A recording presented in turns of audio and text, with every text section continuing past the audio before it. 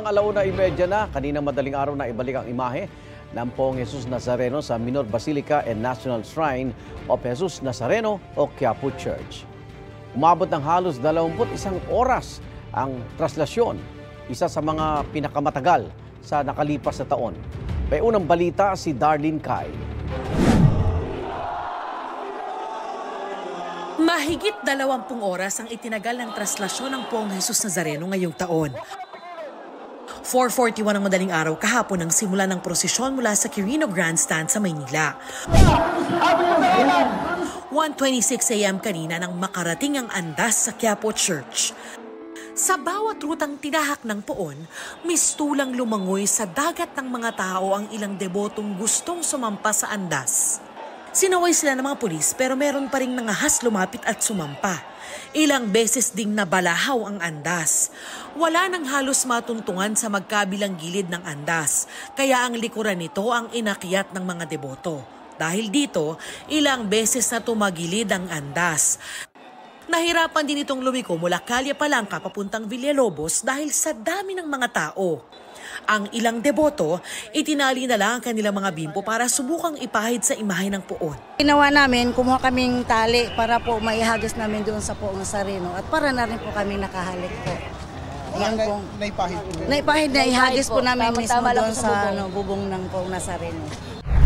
May ilang debotong nag-abang lang sa ruta ng traslasyon, gaya ng 77 years old na si Tatay Manny na may sakit sa prostate. Papasalamat ako hanggang sa ngayon, nakakayanan ko pa rin ang Saka yung mga nararamdaman ko nakabawas pa sa akin. Sina Jasmine, dito na naghintay dahil may kasama siyang 10 bata. Naglakad daw sila mula pa Pasay City. Bukod sa panalangin para sa kaligtasan at kalusugan, nais daw nilang magpasalamat para sa isa raw milagrong ipinagkaloob ng poon sa kanilang pamilya. Pinakamahalagang nangyari sa amin nung yung nakalaya po yung tsuhin ko po nakulong kasi siya. Nananampalataya kami doon. Diningin naman niya kami. Ang 72 years old na si Nanay Teresita, unang beses daw hindi na silayan ng Poong Nazareno sa mahigit 6 na dekada niyang pagdalo sa traslasyon. Matapos siyang mahilo kaya hindi niya nahintay ang pagdaan ng andas. Napapagod na, uuwi na ako. Dito na dire-diretso na. Mag-i-stop sana kaso ang daming tao.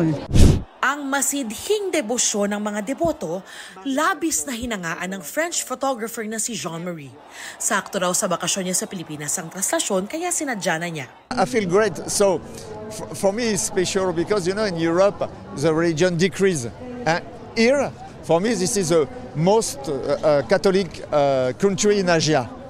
So I'm very surprised. Inabot man ng mahigit 20 oras bago nakabalik ang Poong Nazareno sa simbahan ng Quiapo, sulit naman daw ang paghihintay para sa mga debotong gaya ni Nanay Selly na hindi na raw umuwi hanggang makauwi rin ang poon. Sarap sa pakiramdam.